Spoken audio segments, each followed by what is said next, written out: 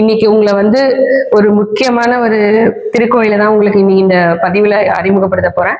நீங்க இப்ப பார்த்துட்டு இருக்கிறது பாத்தீங்கன்னா திருப்பத்தூர் மாவட்டம் வாணியம்பாடியில தேவஸ்தானம் இந்த இடத்துல இருக்கக்கூடிய அவதூத கரபாத்திர பொன்னம்பல சுவாமிகளோட ஜீவ சமாதி, ஜீவ பிருந்தாவனம், அதுதான் நீங்க இப்ப பார்த்துக்கிட்டு இருக்கீங்க. இவரோட வரலாறு வந்து பாத்தீங்க அப்படின்னா, பூர்வீகம் மதுரை கோயில்பட்டி அந்த பக்கத்துல இருந்து இங்க துறவு பூண்டு வந்ததாகவும் 1936 கார்த்திகை மாதம் ரோகிணி நட்சத்திரத்துல ஜீவசமாதி அடைஞ்சதாகவும், இன்னொன்னு இந்த பகுதியில நீண்ட காலம் வந்து இவர் வந்து 1936 அதாவது சுதந்திரம் அடையறதுக்கு முன்னாடி இருந்த காலகட்டங்கள்லயே பல பேரோட நோய்கள்ல விபூதியால மட்டுமே தீர்த்து வைத்ததுனால இவருக்கு வந்து விபூதி வள்ளல் அப்படிங்கிற பெயரோடய இவரை வந்து அந்த காலகட்டத்துல வழிபாடு பண்ணியிருக்காங்க.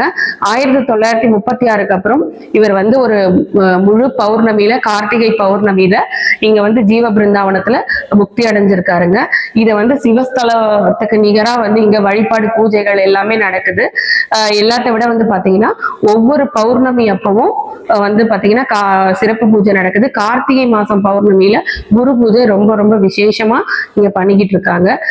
இந்த பக்கம் உங்களுக்கு வர வாய்ப்பு கிடைச்சது அப்படின்னா கண்டிப்பா இந்த பொன்னம்பல சுவாமிகள் மடத்தை வந்து தரிசனம் பண்ணுமாறு அன்போடு கேட்டுக்கொள்கிறேன். தேங்க்யூ.